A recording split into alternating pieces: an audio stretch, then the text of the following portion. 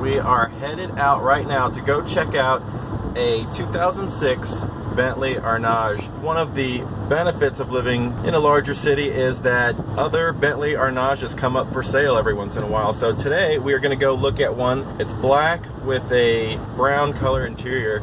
Looked really nice in the pictures online, but we're going to go check it out.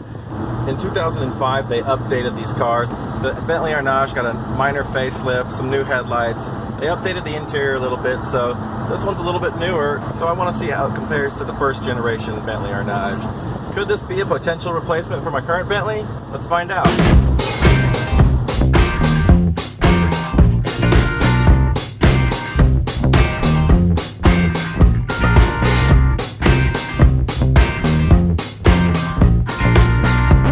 Hey guys, sorry to interrupt this sweet arriving at the dealership montage, but spoiler alert, I did not buy this car. This car was a piece of junk, and what's worse is this dealership was completely unprofessional. More details on that a little bit later.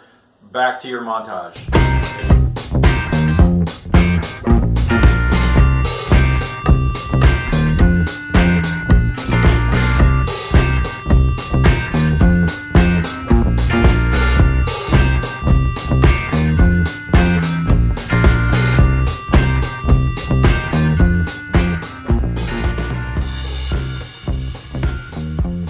So here it is. This is a 2006 Bentley Arnage T.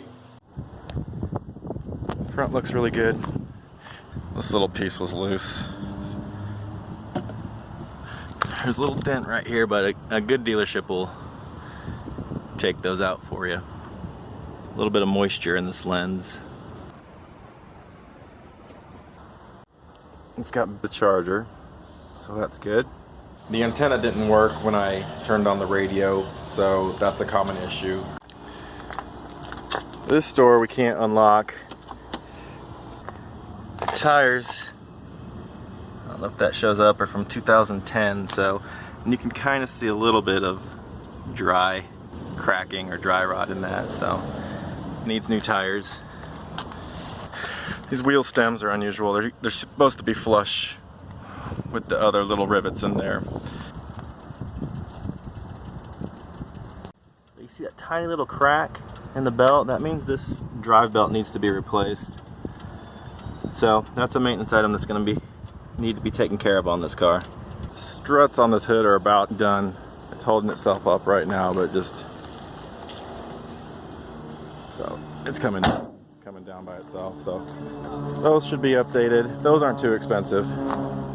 Gonna look underneath the car, just look for signs of damage or collision, repairs or rust. A little bit of rust on the exhaust, but that's nothing serious. Check the windows. I check all 4 windows, make sure they go all the way down, make sure they go all the way up. I do that a couple times on each window. The front passenger side window would not go down at all, so likely it's a broken window regulator. Check the flip-up navigation screen, make sure it's working properly. Sometimes those will go out. Another common issue is this right here.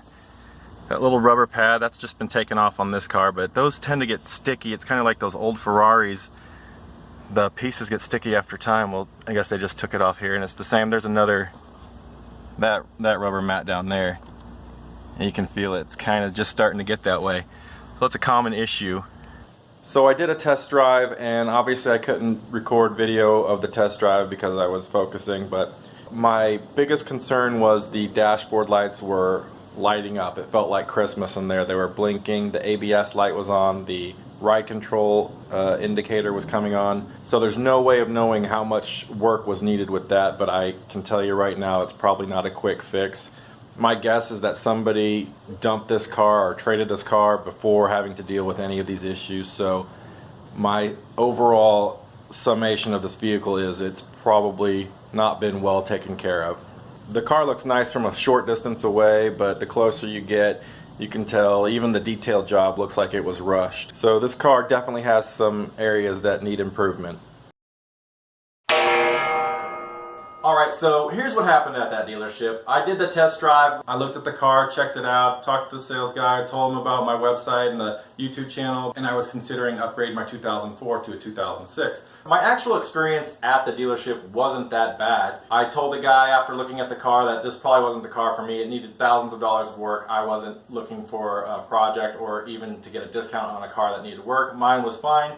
So I went on my way, no big deal, didn't think much of it. The problem started a few days later when he started calling and texting. He left a voicemail on my phone and then sent about 3 text messages, so I quickly wrote him back and said, I'm not interested, thank you. And then he replied and said, we got other cars coming in, and I'm not looking for other cars, so I said I was only interested in the Arnage. But I said to him, if you guys ever want me to promote a car on your channel or something, let me know. And he abruptly responded, no. Which is unusual because the last dealership I visited, when I looked at that blue Bentley Arnage, the guy was super cool and was like, yeah, if you can promote this car and you get it sold, I'll buy you a steak. That's the response that I thought I would get from him, but apparently not. Fair enough. Hopefully your other cars are in better shape than that Bentley. But the response I got from him was, please don't come and spend my valuable time so you can post pictures about our cars on your blog. So that was his text to me. I immediately called him back and said, what is your problem? This is completely unprofessional. And then he just started ripping into about how I wasted 3 hours of his day. So after I got off the phone, I called immediately back and asked to speak to the general manager. The guy on the phone said he was the sales manager or general manager or something. And I basically explained what happened and he's like, oh, I'm sorry. I'll find out what's going on and I'll give you a call in 30 minutes. Never got a phone call, never got called back.